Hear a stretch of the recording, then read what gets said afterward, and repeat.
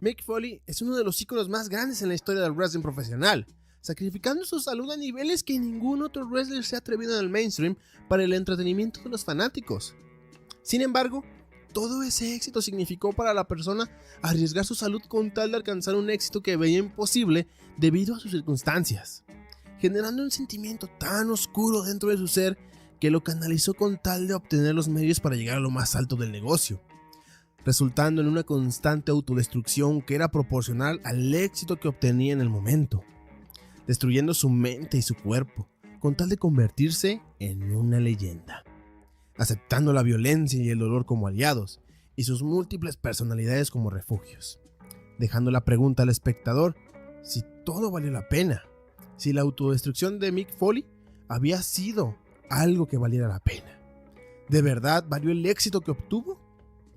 Bien, hoy responderemos esa pregunta, haciendo un homenaje a ese hombre que lo sacrificó todo por dos razones poderosas, pero que una de ellas muchos no lo comprenderíamos. Jimmy Snuka vs. Don Muraco, 1980s, Madison Square Garden. ¿Saben por qué esta lucha es tan importante para esta historia? Pues Mick Foley estuvo presente, presenciando ese salto desde lo alto de la celda de Snuka, uno de sus luchadores favoritos, viajando de mochilazo desde Burlington, Indiana, hasta el Madison Square Garden de Nueva York, para ver el salto que le cambiaría la vida, por el cual se convertiría en un wrestler. Entrenó con Dominic DeNucci, quien le dio la oportunidad de estar en sus clases a pesar de no pagar el costo de las mismas. Lucharía como independiente y rápidamente aparecería en WWF en su programa Superstars, como Nick y Jack Foley, lo cual parecía una gran oportunidad al ser un luchador joven y que deseaba exposición. Sin embargo, se daría cuenta que este negocio es cruel, y sobre todo, muchos colegas lo son, ya que en una lucha tag team, Dynamite Kid le rompería la mandíbula con un lazo, experimentando un dolor terrible y teniendo que comer mediante líquidos durante semanas. Además, dejaría de aparecer en la WWF, perdiendo su oportunidad. Foley sentiría que sus sueños estaban haciendo pedazos debido a que no estaba generando el suficiente dinero ni siquiera para mantenerse él mismo, y veía la oportunidad de aparecer en la WWF como esa puerta hacia una seguridad económica. Sin embargo, todo este incidente que hizo que perdiera su oportunidad hizo que se planteara dejar el negocio, hasta que apareció él, y las cosas no se podrían poner peor. El dolor es una sensación muy curiosa. Puede ser una barrera, un peso que cargar para muchos, pero para otros puede ser un detonador e inspiración muy macabra. Foley entraba en el segundo grupo, ya que tras el incidente volvería a las independientes, sin destacar demasiado como Mick Foley. Sin embargo, recordar el dolor provocado por Dynamite Kid y su propia frustración de ni siquiera poder pagar sus cuentas hicieron aparecer un hombre que sentir dolor le encantaba, percibirlo en su cuerpo e infligirlo en otros con la más extrema violencia. Cactus Jack aparecería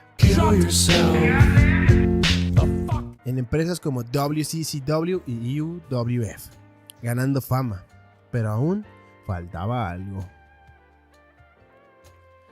Hay quienes se atreven a perseguir su sueño y quienes solo sueñan con perseguirlos. Cactus Jack estaba dispuesto a todo con tal de conseguirlo, incluso poner en riesgo su salud. No tenía nada que perder, no tenía dinero ni bienes, solo su cuerpo para sacrificar y todo que ganar. En 1989 llegaría a WCW, luchando contra los Steiner Brothers junto a Rick Fargo, y como han podido presenciar, recibió golpes bastante duros, aún así soportando cada impacto. Como es de esperar, perdieron la lucha, pero Cactus Jack quería probar un punto y atacó a Rick Fargo, su compañero, tras la lucha. Lo apalizó y para rematarlo, le aplicó un codazo desde la alto del apron, saltando 3.7 metros hasta el suelo. Esto funcionó, sorprendiendo a los directivos de WCW, consiguiendo un contrato con la empresa. Dicen que el fin justifica los medios, y pese a ser una aseveración en su mayoría cierta, la realidad es que en el caso de Cactus Jack fue un arma de doble filo, ya que al darse cuenta que ese tipo de spots peligrosos le daban popularidad y debido a su propio gusto y deseo por el dolor, provocó que se pusiera en situaciones cada vez más riesgosas, recibiendo golpes tan duros como en su lucha contra Mil Máscaras en Clash of the Champions, cayendo al concreto de nuca. Además, no ayudaba el hecho que al ser un heel, los fanáticos les encantaba verlo sufrir, lo cual le dio una gran popularidad como heel. Sin embargo, el booker de WCW, Ole Anderson, quien velaba por un tipo de lucha más tradicional y técnica, criticó el estilo de Jack, por lo cual, con el orgullo herido y sabiendo que probablemente lo bloquearía de llegar a planos estelares, decidió abandonar la empresa en 1990. Los marginados no es que les guste ser marginados.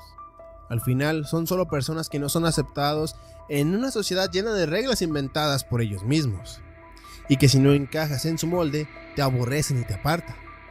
Pero cuando los marginados encuentran un hogar, nada los detiene.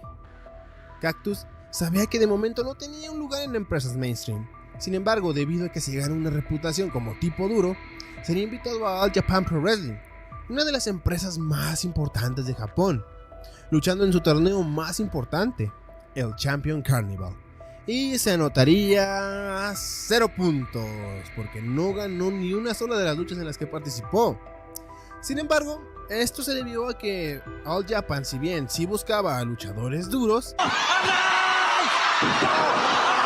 debido al estilo que manejaban muy recio, la realidad es que eran muy tradicionales, por lo cual Foley tuvo que bajarle a su violencia, lo cual lo limitó.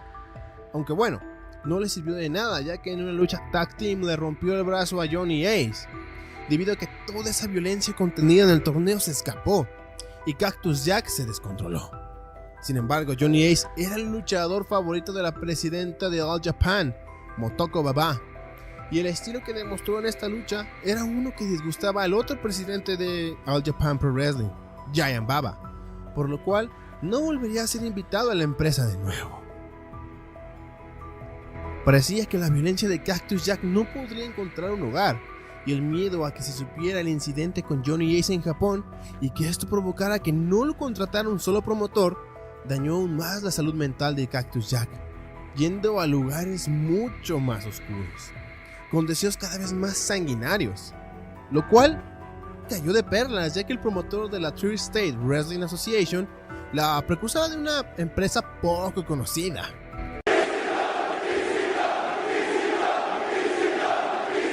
Gracias a su reputación sádica, lo contrató para llevar a cabo una lucha extremadamente violenta para los estándares americanos, una barbed wire deathmatch, llegando a extremos tan sádicos debido a que ninguno de los dos cedía y solo se paró la lucha debido a que Foley quedó atrapado entre el alambre de púas.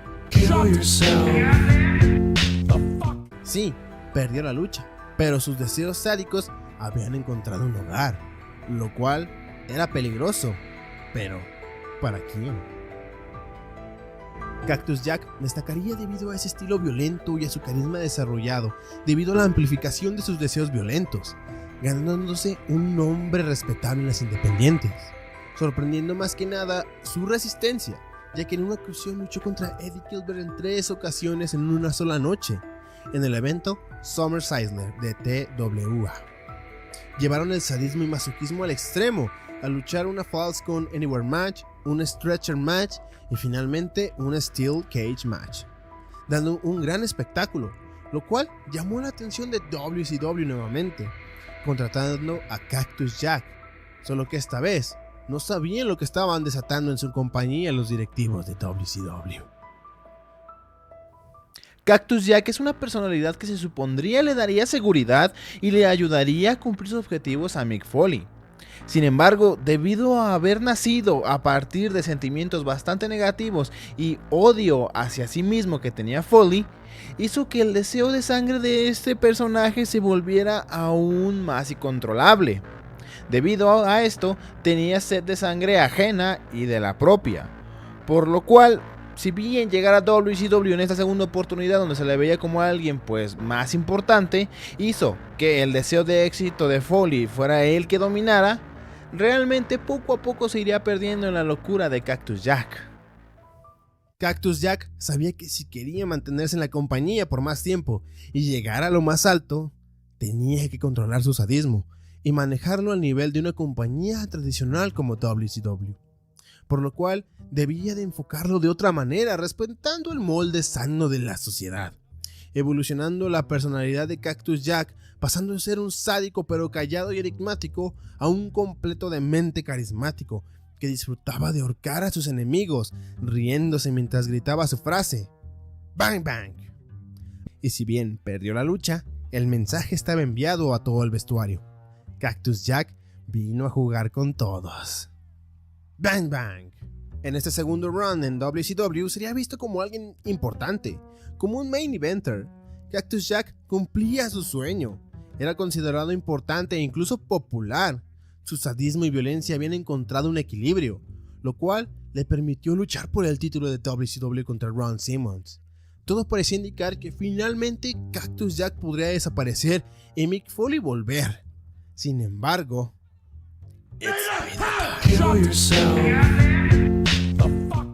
¿alguna vez han escuchado hablar de la frustración sexual? Es una sensación terrible debido a que no puedes satisfacer tus deseos sexuales, lo cual te lleva a muchas veces buscar otras maneras de lograrlo, bastante turbias en muchos casos.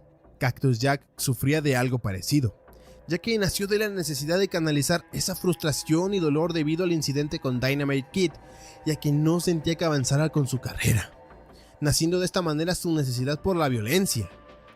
Sin embargo, en virtud de cumplir con el objetivo de avanzar con su carrera en WCW, tuvo que reprimir esa necesidad. Pero para este punto, la mente de Mick Foley estaba tan fragmentada y la personalidad de Cactus Jack, al ser más fuerte, se volvió la dominante. Por lo cual, cuando apareció Vader con el título de la WCW en su poder, ambos objetivos se alinearon, siendo esta rivalidad la epítome de la violencia en WCW. Un objeto inamovible contra una fuerza imparable. Así es como se puede definir la rivalidad entre Cactus Jack y Vader. Uno era un luchador con una resistencia y voluntad inquebrantables, soportando golpes duros y caídas de las cuales casi ningún wrestler se levantaría. El otro, un wrestler entrenado en el estilo japonés del Strong Style. Sus puños eran como zarpazos de un león. Ambos eran temidos en el vestuario por sus compañeros y por tanto temían trabajar con ellos. Ambos los conectaba la violencia y el disfrute por la misma. Uno era un experto en infligirla y el otro en recibirla. Los compañeros perfectos de una coreografía violenta magnífica. Cada lucha sería más violenta que la anterior, con golpes más duros y más sadismo, probando los límites de lo que se permitía en WCW. En WCW Worldwide tendrían una lucha en la cual el manager de Vader, Harley Race, quitaría las almohadillas de protección que cubren el concreto. Vader se aprovecharía para aplicarle un powerbomb en el suelo descubierto by Cactus Jack, lo cual le provocaría una contusión y que perdiera la sensibilidad y el movimiento en sus pies. Sin embargo, ninguno de los dos estaba satisfecho. Deseaban aún más violencia, deseaban lastimarse aún más mutuamente, luchando en el pay-per-view Halloween Havoc del 93, en una Falls Count Anywhere match. Una lucha tan violenta, sádica y extrema que dejó tan atónitos a los fanáticos presentes y a los comentaristas que durante la mitad de la lucha las reacciones solo eran de consternación y los comentarios cesaron. Debido a todo lo anterior al nivel de sadismo de la lucha, los directivos de la compañía prohibirían que se volvieran a enfrentar en un pay-per-view. Aún así, estos dos no pararon y se enfrentarían en un tour por Alemania llamado WCW Battle Stars, en un torneo. Esta lucha es recordada debido a que Cactus Jack quedó atrapado por el cuello con las cuerdas del ring. Sin embargo, las cuerdas estaban tan tensadas que cuando se liberó, su oreja se arrancó parcialmente. Aún así, continuó la lucha y de un golpe, Vader le arrancaría completamente la oreja. Todavía escalaron a tal grado que la vida de ambos parecía en peligro si se volvían a enfrentar. Por lo cual, se programó una última lucha en WCW Worldwide, en la cual Cactus Jack volvería a ser golpeado en el suelo, perdiendo la lucha y la rivalidad. Foley se perdió tanto en Cactus Jack y en su locura que la sed de sangre de Foley no se podía saciar ya en WCW ni en América en general. En realidad, la rivalidad con Vader hizo que se avivara aún más esa locura. Por lo tanto, prácticamente Mick Foley desaparecería y Cactus Jack arriesgaría todo por lo que Foley se sacrificó, arriesgando y dejando un contrato de $156,000 al año con WCW, todo con tal de perseguir a Terry Funk y saciar su sed de sangre en Japón. El deseo de violencia de Cactus Jack se había amplificado tanto que el deseo de éxito de Mick Foley se esfumaba cada vez más, lo cual es irónico, ya que Foley creó a Jack con tal de alcanzar éxito, haciendo lo que alguien tan jovial como él no se atrevería. El apetito por el sadismo llegó a tal grado que abandonó WCW, ya que la compañía se iba a transformar a una clasificación PG con la llegada del presidente Eric Bischoff. Jack no estaba dispuesto a bajarle a la violencia para ese punto, pero ¿dónde podría satisfacer esos deseos? La TWA se había convertido en la ECW, y con Paul Heyman al mando y con su visión de un producto transgresor en todos los sentidos, le dieron la bienvenida al violento y psicótico Cactus Jack. Rápidamente comienza una rivalidad contra The Sandman por el título de la ECW peso pesado. Además, Terry Funk, mentor de Cactus Jack, intervendría, pero en favor de The Sandman, a quien en un evento bastante violento lo golpearon 40 veces con un palo de kendo, y Funk lo quemaría y trataría de marcarlo con un hierro al rojo vivo, por lo cual lucharía contra The Sandman en ECW Barbed Wire, Hoodies and Chokeslam en una lucha de alambre de púas por el campeonato de la ECW, y aunque ganó la lucha, lo hizo por nocaut técnico, por lo cual el referee Bill Alfonso decretaría la victoria de Cactus, pero Sandman retenía el título debido a que no puedes cambiar de manos de esa manera. Aún así, estaba satisfecho por humillarlo, por lo que solo le quedaba vengarse de su mentor, y vaya que esto marcaría a Cactus Jack, más que el hierro al rojo vivo. ¿Alguna vez pensaron en que muchas veces tratamos de satisfacer deseos? De todo tipo, ya sean carnales, vengativos, adictivos o violentos. Y nos dedicamos tanto a satisfacer a los que cuando lo logramos, en cierto modo se crea un vacío. Porque esos deseos no van más allá de un momento cumbre. Esto le pasaría a nuestro protagonista, ya que perseguiría a su mentor hasta Japón. Nuevamente pisaba la tierra del sol naciente y lo haría en la compañía IWA Japan, una compañía especializada en el estilo ultraviolento. Cactus Jack estaba extasiado por lo que sus ojos veían. Libertad absoluta para sus deseos más desenfrenados. Ahí sería conocido como el Tsunami Stopper, debido a que pocos luchadores americanos llegaban al nivel de violencia de Jack. Por esto, le permitirían luchar en el torneo más importante de la compañía, en el evento más grande de la misma, King of Deathmatch en Kawasaki Dream, frente a 10,000 personas en el Kawasaki Arena. El torneo consistía en que cada etapa tendría una lucha ultraviolenta más peligrosa que la anterior, y vaya que lo disfrutó, luchando en primera ronda contra Terry Gordy en una lucha de bat de béisbol con alambre de púas y tachuelas, ganando y avanzando en el torneo. Después luchó contra Shoji Nakamaki en una lucha de tabla con alambre de púas y cama de clavos, ganando y avanzando a la final del torneo contra nada más y nadie menos que Terry Funk. Oh sí, su venganza se veía cerca, tan cerca que se puede saborear. La noche. En cada cultura tiene significados diferentes, pero en muchas coinciden que simboliza el final. Así como el ocaso, se genera un sentimiento de nostalgia al verlo, además una melancolía absoluta, como si del umbral a la muerte se tratase. La noche, la oscuridad, es la muerte misma. La noche absorbe la Kawasaki Arena. Lo único iluminado son 2 hombres con el cuerpo destrozado, pero con una voluntad inquebrantable para enfrentarse en una lucha de alambre de púas, tablas con alambre de púas explosivas y ring explosivo. La violencia que se presenció no tenía igual. Los cortes con el alambre, las explosiones que quemaban la carne, una carnicería explosiva, de la cual Cactus Jack saldría victorioso y por ende se vengaría de su mentor. Cactus Jack estaba extasiado por su apetito, por la violencia que se había saciado. Sin embargo, ¿ahora qué? Tras vengarse y haber saciado su sed de sangre completamente en Japón, Cactus Jack volvería a América con miedo, debido a que parecía un soldado traumado por la guerra, ya que tenía que enfrentar ahora la realidad. La realidad era que el sueño de Cactus Jack lo estaba destruyendo poco a poco. Además, toda esa infernal noche en The King of Deathmatch le había dado solamente $300. Y en casa le esperaban una esposa y un hijo, a los cuales no podía ofrecerles nada, más que miseria. Cactus Jack volvería a Estados Unidos, pero tenía muchas preguntas en su cabeza, las cuales serían respondidas de manera muy curiosa, ya que en el aeropuerto sería recibido por su esposa y su padre, quienes le cuestionaron el olor que percibían. Él no le dio importancia, pero su esposa insistió al notar que provenía del cuerpo de Jack, revelándole las quemaduras en su cuerpo a su esposa. Además, también les dijo que solo recibió $300 por esa tortuosa noche. El horror de su esposa cambió algo en Jack.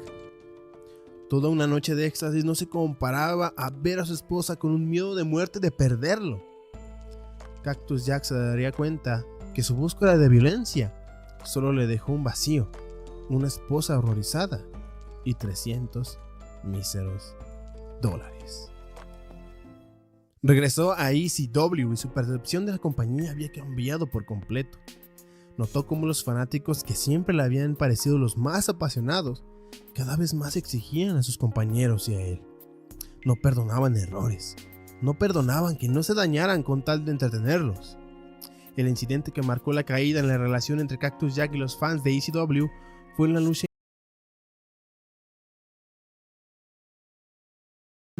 y cayó de cabeza contra el concreto, provocándose una conmoción cerebral y que comenzara a convulsionarse en el suelo. Los fanáticos, en vez de mostrar empatía, comenzaron a gritar: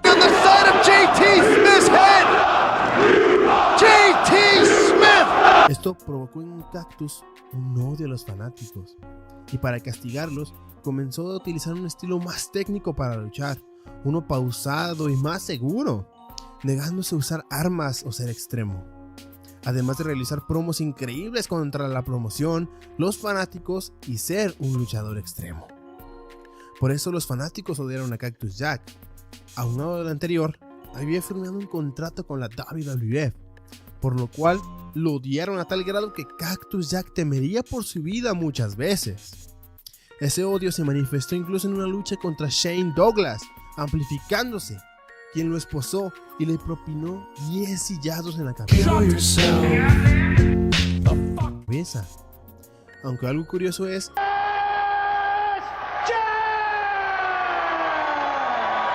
e incluso cánticos de "no te vayas". Better bring your straight jacket. Esto puso muy feliz a Jack, ya que los fanáticos solo estaban enojados de que se fuera a una compañía mainstream. Y sin embargo, Mick Foley se sintió feliz a pesar de esta pequeña hipocresía, ya que sería la última vez que veríamos en mucho tiempo a Cactus Jack, a Mick Foley, feliz. Debido a la constante batalla dentro de la cabeza de Foley, provocaron que otra personalidad saliera, Mankind, y que no viéramos en muchísimo tiempo a Mick Foley o Cactus Jack.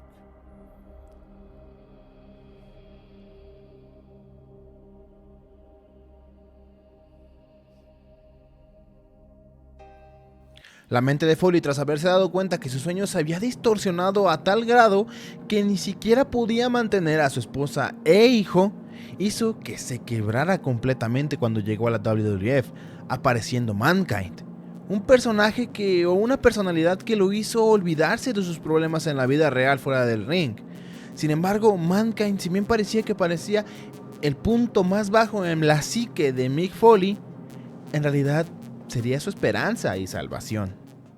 Cuando Mick Foley llegó a la WWF en 1996, ya se encontraba en un estado deplorable, tanto mentalmente como físicamente, dando como resultado una involución en su psique, naciendo Mankind, un maniático que vivía en cuartos de calderas, respondiendo solamente a impulsos bastante primitivos, actuando como un monstruo, pero también como un niño asustado que gritaba sus plegarias a Dios y que llamaba mamá a una rata. Mankind era un monstruo que amaba el dolor, el único impulso que lo satisfacía. ¿Y quién mejor para impartírselo que The Undertaker? Dos personalidades oscuras y excéntricas chocaban, enfrentándose en SummerSlam de 1996 en una Boiler Room Brawl. Y para ganar, debían salir del cuarto de calderas y tomar la urna de Paul Bearer. No me pregunten por qué, solo hagamos que tiene sentido. Ambos llegarían al ring, y de hecho Mankind quedaría fuera de combate, permitiendo a Taker tomar la urna. Pero su padre, Paul Bearer, lo traicionó, ya que la oscuridad y perturbación de Mankind lo habían cautivado, y esta versión de Taker, buena gente digamos, lo había cansado. Mankind tomaría la urna y ahorcaría a Taker con el Mandible Claw, uniéndose a quien llamaría Uncle Paul. Gran elección de compañero, ya saben, el padre infiel de Undertaker que tendría un hermano con otra mujer e incitaría a un niño a quemar su casa con su familia dentro. Gracias a su unión con Bearer, Mankind obtendría los poderes oscuros del Undertaker, luchando en esta versión más poderosa contra Shawn Michaels por el título de la WWF en In Your House Mind Games, en una grandiosa y violenta lucha, llevando a Michaels al límite, provocándolo a sacar su lado más agresivo para sobrevivir a la violencia sin límites de Mankind. La lucha lamentablemente terminaría en descalificación, tras la interferencia de Vader. Además, que Taker saldría del ataúd que trajo para romperle su mandarín en gajos, por lo cual, en In Your House Buried Alive, estos dos lucharían en, adivinaron, una Buried Alive match, que ni siquiera cerró la noche, sino Goldust. Sí. La lucha fue violenta, fue una putiza de esas de barrio bajo del Estado de México.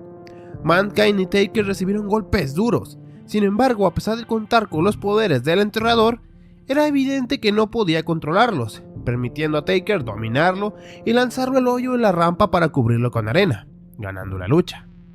Sin embargo, Paul Bearer arregló con otros heels para enterrar a The Undertaker, salvando a Mankind. Curiosamente, Undertaker en todas las Buried Alive match en las que participó ha ganado, solo esta, y ha terminado bajo tierra en todas las demás. Más bien deberían de llamarlo el enterrado. A pesar de esto, Mankind se mantendría en la irrelevancia durante algunos meses, hasta que en WrestleMania 13, Undertaker vencería a Psycho Sid por el título de la WWF en el Main Event. Viendo una oportunidad de ganar el oro, se enfrentaría a en el evento In Your House Revenge of the Taker. Sin embargo, nada saldría como Mankind y Paul Bearer esperaban. Fue la perra de Taker por más de 20 minutos, caídas en el suelo, golpes con objetos foráneos, tombstone pile drivers. No tenía oportunidad alguna este cabrón. Y debido a esto, el enterrador tuvo camino libre para destruir a Paul Bearer, incluso quemándole la cara. Todo ese incidente provocó que abandonara a Mankind, y por tanto, los poderes de Taker también. Los poderes de como dije, son un concepto bastante oscuro, ya que se alimentan de las almas que Undertaker ha tomado o perturbado, alimentándose del sufrimiento de estas. Y Mankind, siendo un alma tan perturbada y en constante sufrimiento por sus traumas psicológicos y físicos, fue el alimento perfecto para la urna. Toda esa maldad, odio e ira que se encontraba en el alma de Foley fue absorbida por la fuente del poder de Undertaker. Tras que la oscuridad se fuera junto con la urna y los poderes del Undertaker, el lado más jovial y positivo de Mick Foley saldría a la luz.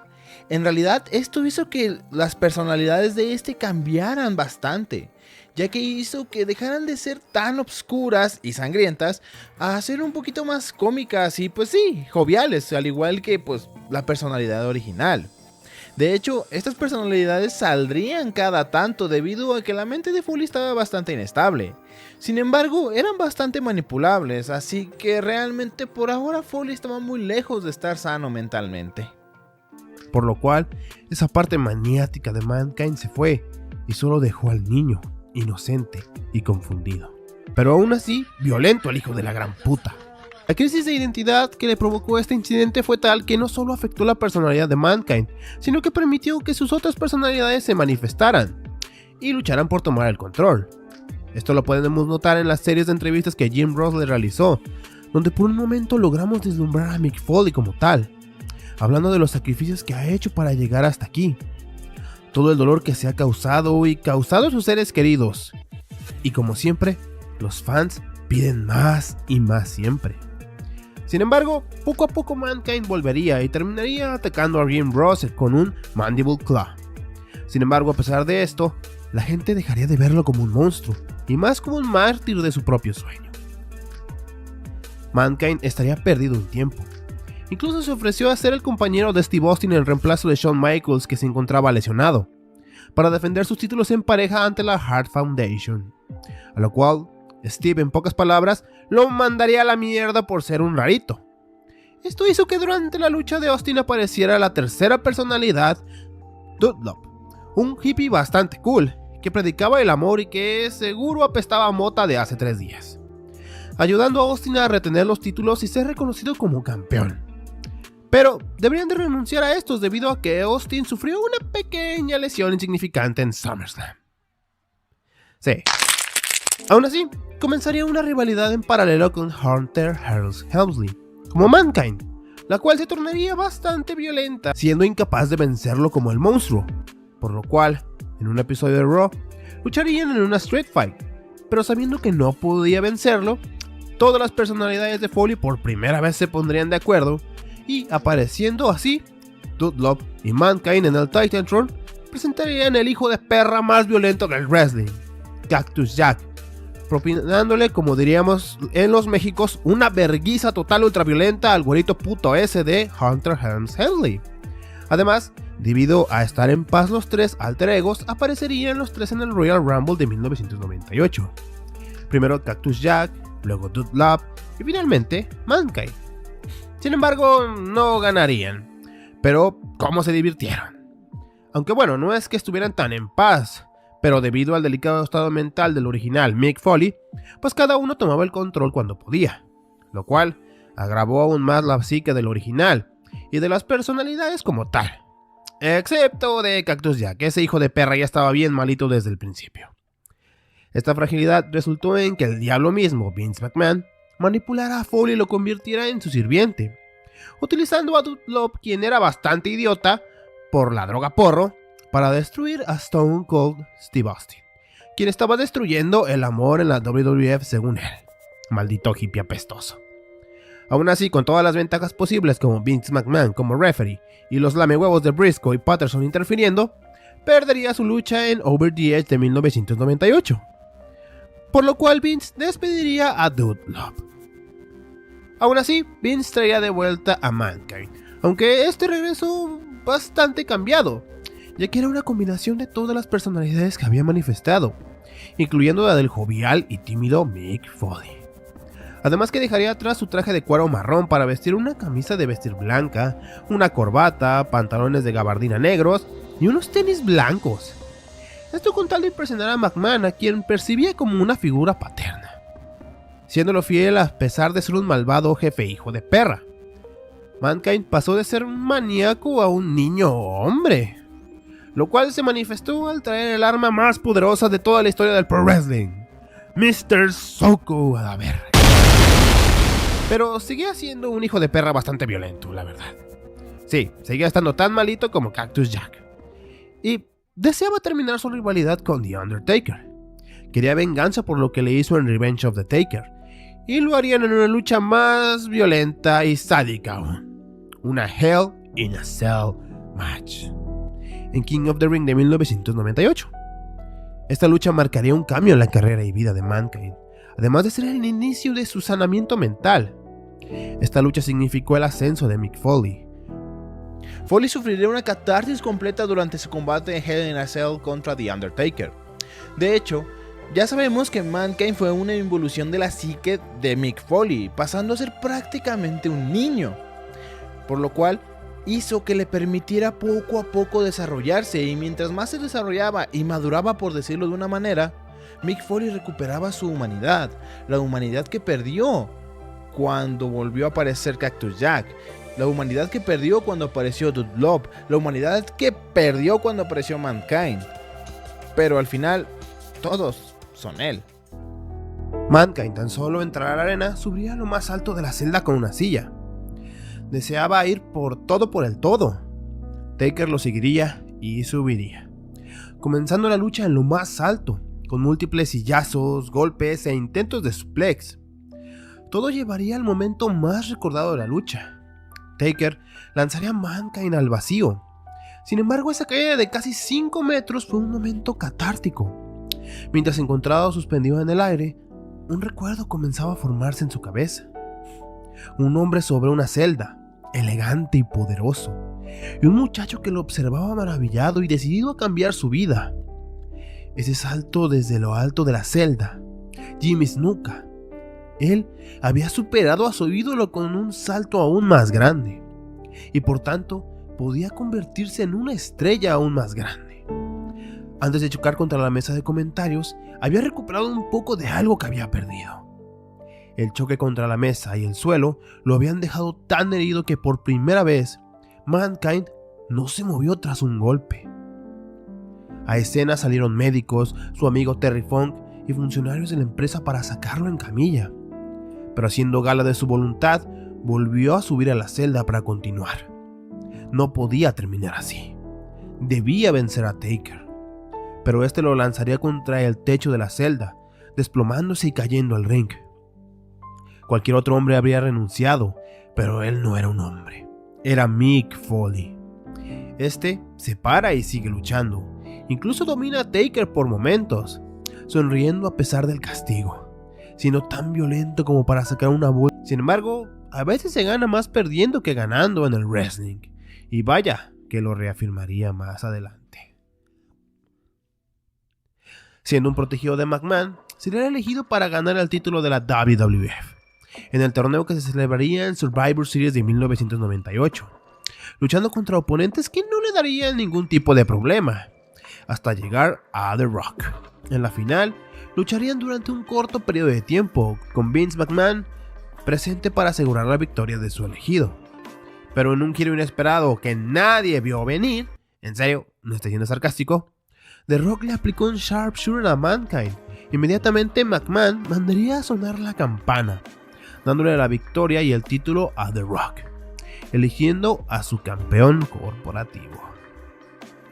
Este evento fue el catalizador, ya no para Cactus Jack, Mankind o Dude Love, sino para Mick Foley.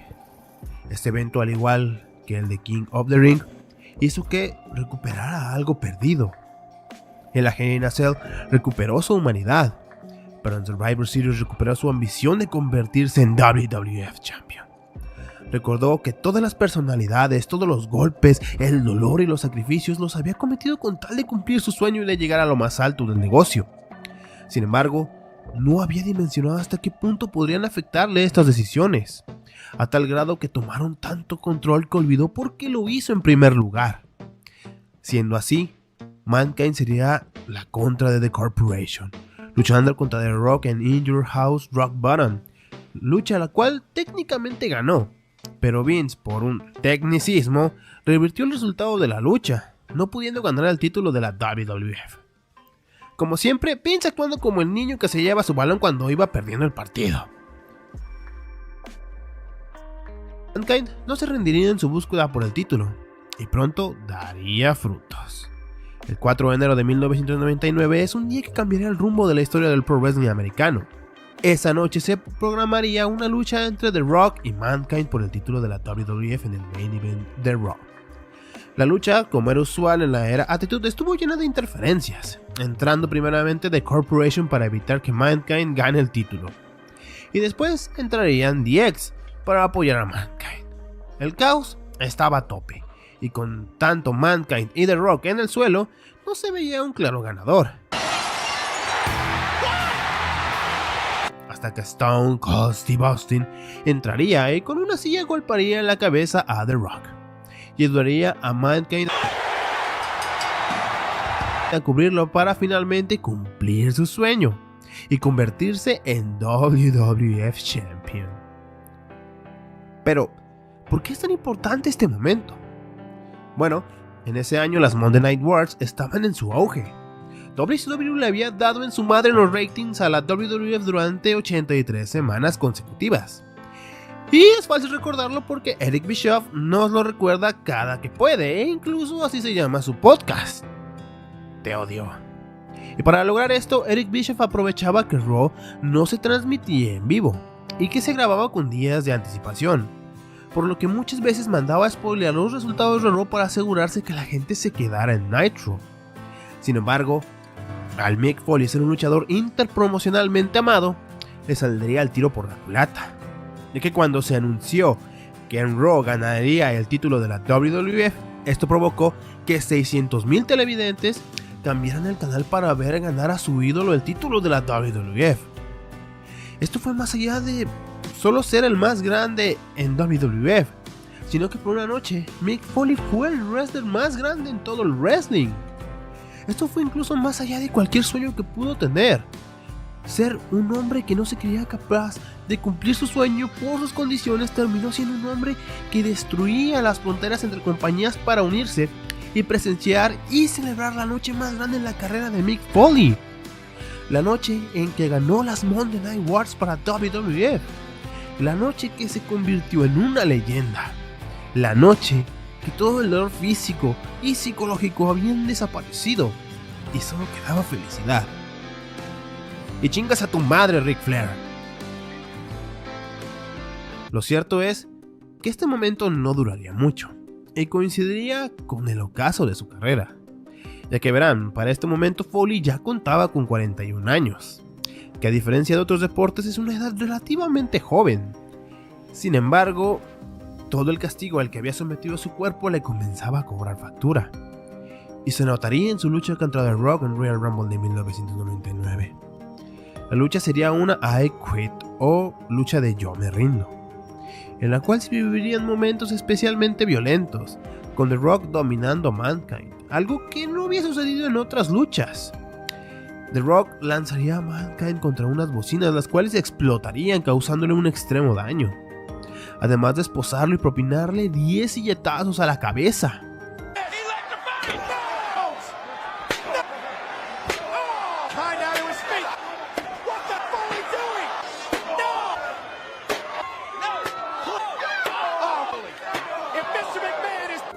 Las escenas eran tan perturbadoras que el público gritaba que se detuviera la lucha, y con una grabación de Mankind gritando I quit, se terminaría la lucha. Ensangrentado y derrotado, sabía que su carrera se terminaba, pero le exigiría a su cuerpo un poco más, 3 veces más, para aguantar un poco más en la cima y vivir su sueño. La primera vez lo hizo para enfrentarse contra The Rock en Hall of Time Heat, un programa que se transmitió en el medio tiempo del Super Bowl en una Empty Arena Match. Utilizando todo tipo de trucos, lograría vencer a The Rock y ganar nuevamente el título de la WWF, defendiéndola contra The Rock en St. Valentine's Day Massacre en una Last Man Standing Match, logrando dominar a The Rock al estar en su elemento, una lucha violenta y sin reglas, aunque terminaría en empate. Sin embargo, el cuerpo de Foley cedía cada vez más y no podía defender su título ante The Rock en una ladder match en Raw. Mankind podía sentir como su cuerpo le recriminaba más y más. Le decía que ya no podían seguir, debían descansar, debían parar. Y aunque lo negara, sabía que le quedaba poco tiempo para vivir su sueño, por lo cual ayudó a ganar a Steve Austin el título de la WWF en WrestleMania 15. Incluso con el tiempo logró reconciliarse con The Rock y ganar los títulos en pareja formando The Rock and Sock Connection, y haciendo uno de los segmentos más vistos en la historia de SmackDown, This Is Your Life. Hasta escribió su autobiografía, pero la rodilla de Foley sería lo primero que se vería. Sobre todo porque el hijo de perra de Triple H lo atacó y lo lesionó, ¿verdad? Por lo cual, se tomó 3 meses fuera para descansar y pensar sobre su futuro. En su regreso, decidiría que aprovecharía el poco tiempo que le quedaba y ganaría el título de la WWF nuevamente. Iría al todo por el todo y apostaría todo, luchando en el main event de SummerSlam de 1999 en una triple amenaza que incluía al campeón Stone Cold y Triple H. Una lucha intensa y que por momentos Foley se sentía inferior a estos dos jóvenes luchadores. Sin embargo, su voluntad fue más fuerte y cubriendo al campeón, se convertiría por última vez en el WWF Champion. Aunque esa noche fue lo último que le quedaba al cuerpo de Mankind. La noche siguiente en Raw, no pudo mantener el ritmo y perdió el título ante Triple H. Esto lo frustró indescriptiblemente.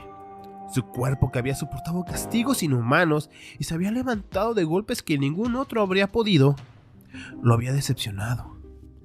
No solo eso, comenzó a desarrollar problemas cognitivos, movimientos repentinos en sus extremidades, problemas para hablar o incluso escribir.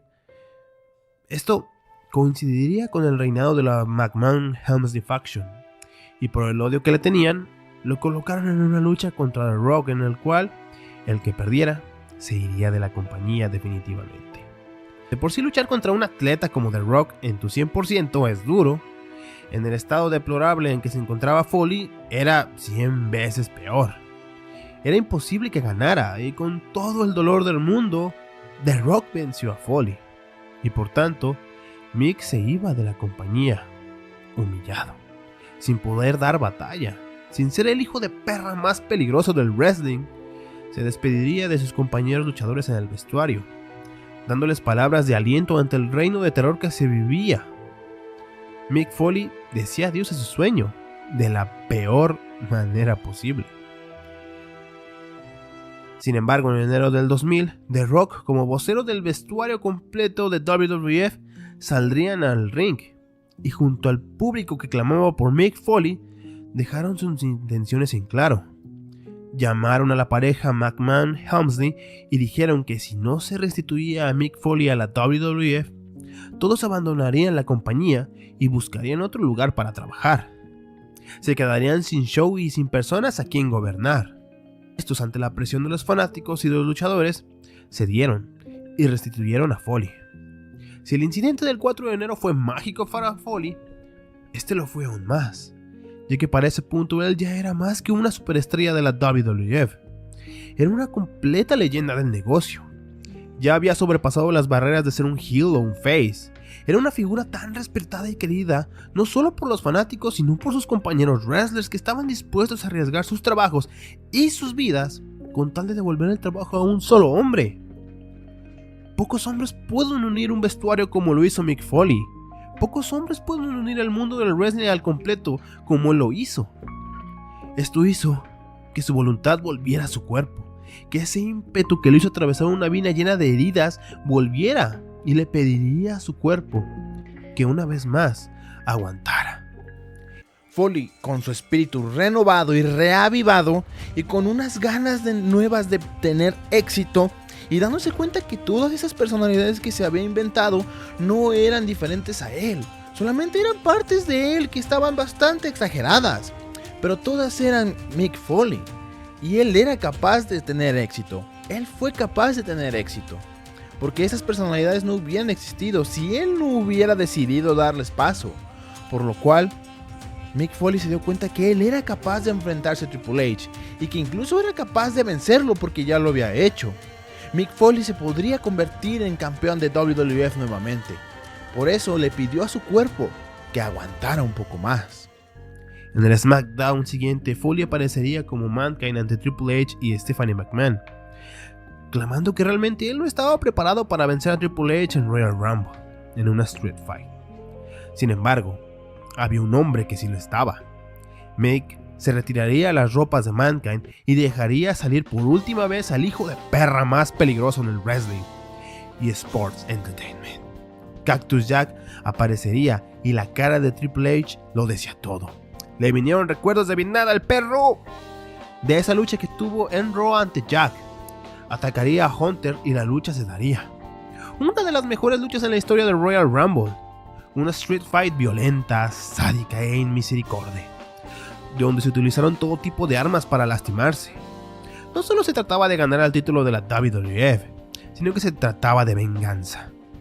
Triple H no veía salida ante Cactus. Sin embargo, siendo inteligente, logró aplicar un pedigree encima de Tachuelas y vencer a Jack. Aún así, fue retirado en camilla, pero Jack lo atacaría y le dejaría en claro que esto no había acabado.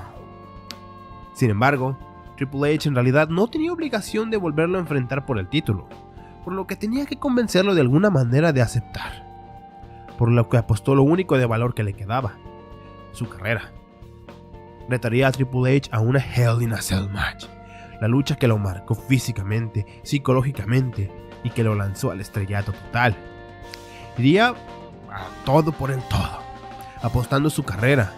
Si Triple H ganaba, se desharía de su mayor obstáculo, y Mick Foley cerraba su carrera. En No Way Out de 2001, Cactus Jack y Triple H darían todo por sus objetivos, golpeándose con todo tipo de objetos, arriesgando su integridad con tal de vencer al otro. No había otra manera. Si pretendían protegerse, le darían una oportunidad a su rival de tomar el control. Salieron de la celda y la escalaron, incluso encendiendo en llamas un madero con alambre de púas y golpeándose con él. Todo parecía indicar que tendríamos un nuevo campeón de la WWF. Pero un descuido de Cactus Jack permitió a The Game lanzar a este a través del techo del ring. Aún así, no permitiría que la lucha acabara así. Si esto iba a terminar, lo haría como un gran luchador, no como un patético hombre sin control sobre su cuerpo. Se levantaría con lo que le quedaba de su voluntad solo para recibir un pedigree. Cactus Jack, Mankind, Dude Love y por tanto Mick Foley debían de retirarse. Sin embargo, Foley no se sentía decepcionado. En realidad se sentía bastante feliz. Se sentía alegre de que haya terminado así. Lo había logrado todo en el wrestling. Había llegado a lo más alto del negocio más de una vez. Era una leyenda que había trascendido y logró lo que pocos luchadores en su última lucha podían hacer: dar un espectáculo digno de sus mejores años. Mick Foley podía dejar descansar a todas sus personalidades, porque ya no eran necesarias. Se sentía en paz, se sentía feliz consigo mismo, aunque le hubiera gustado ser el main event de WrestleMania. Y gracias al eterno drama, McMahon lograría hacerlo, ya que sería elegido por Linda McMahon para ser su representante de la lucha fatal de 4 esquinas por el título de la WWF en WrestleMania 2000. Siendo los otros representantes Big Show por parte de Shane McMahon, The Rock por parte de Vince McMahon y Triple H por parte de Stephanie McMahon. Solo que en este caso no aparecerían ni Cactus Jack, ni Mankind, ni Dude Love. Era sencillamente Mick Foley, quien entró a la arena y recorrió el camino hasta el ring para estelarizar el evento más grande del wrestling. Finalmente, Foley estaba tan feliz consigo mismo, tan en paz, que no le era necesario rebuscar en rincones oscuros dentro de su ser para obtener fortaleza. Él quería ser finalmente el pequeño niño de la señora Foley en WWF.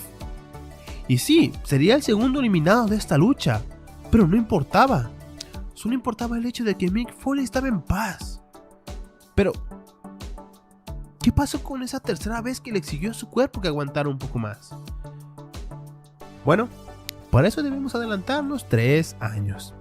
En un episodio de Raw en Madison Square Garden, se llevaría a cabo una celebración a la carrera de Mick Foley, lo cual molestaría a Evolution, ya que les quitó el foco de atención, por lo cual lo atacarían. Pero se volvería especialmente personal contra Randy Orton, quien lo patearía y lo lanzaría por las escaleras del recinto, lastimando a Foley, siendo una de las víctimas del The Legend Killer. Orton se jactaría de lo que le hizo Foley y lo retaría a una lucha en Raw. Mick aceptaría y varias leyendas del roster le darían su apoyo para darle una lección al irrespetuoso joven. Sin embargo, algo pasaría. Cuando Foley bajaba por la rampa, no lucía como él mismo. Más bien, su mirada era diferente. No era la impetuosa mirada llena de ansia por la violencia. Era diferente. No era miedo lo que se reflejaba. Era algo más. Foley abandonaría y se iría al estacionamiento, donde sería confrontado por Randy Orton, con este llamándolo cobarde y escupiéndole en la cara. Y a pesar de esta señal de respeto, este solo se va sin decir palabra. ¿Qué pasaba con él?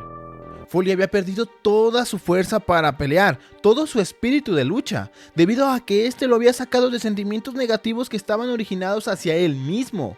Sin embargo, ahora que todo estaba bien, que Foley estaba en paz, ¿de dónde sacaría fuerzas para luchar? ¿De dónde sacaría espíritu de lucha?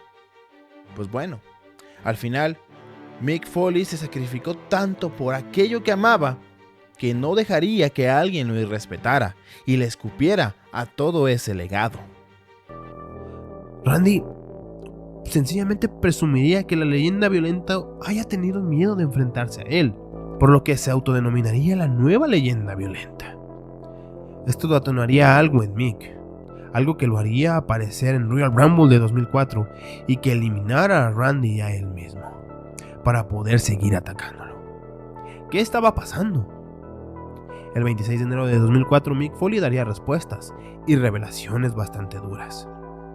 Diría que esa noche que se fue de su lucha contra Orton, no se fue por miedo. Se fue porque todo estaba bien. Demasiado bien. Por primera vez en toda su vida se sentía bien consigo mismo. Se sentía bien de ser Mick Foley. No Cactus Jack, no Mankind, no Dude Love. No, solo Mick Foley. Por lo que en realidad no tenía ese odio interno que lo había ayudado a llevar su carrera a lo más alto, que lo había hecho crear un círculo vicioso donde se odiaba tanto que le daba fuerzas para soportar dolores tan terribles que cualquier otro solo se retorcería. Y así lo haría una y otra vez hasta acabar con su cuerpo. Sin embargo, al final logró reconciliarse consigo mismo, y por eso había perdido su voluntad para luchar. Pero cuando Randy se proclamó la nueva leyenda violenta, ese odio había vuelto, ya que fue un cobarde por no ser capaz de defender su legado, un legado por el que sufrió e hizo sufrir a su familia, un legado que le costó la vida, y para defender ese legado le pediría una última vez a su cuerpo que aguante, y esta vez para canalizar su odio hacia la persona que lo había irrespetuado. Y así sería. Tendrían una lucha hardcore en Backlash 2004, Mick Foley vs Randy Orton. La lucha es todo lo que podrías esperar de una lucha con Foley sin reglas. Uso de armas, golpes duros, violencia descontrolada y mucha sangre. En esta lucha, más que tratarse de ganar, se trataba de probar un punto.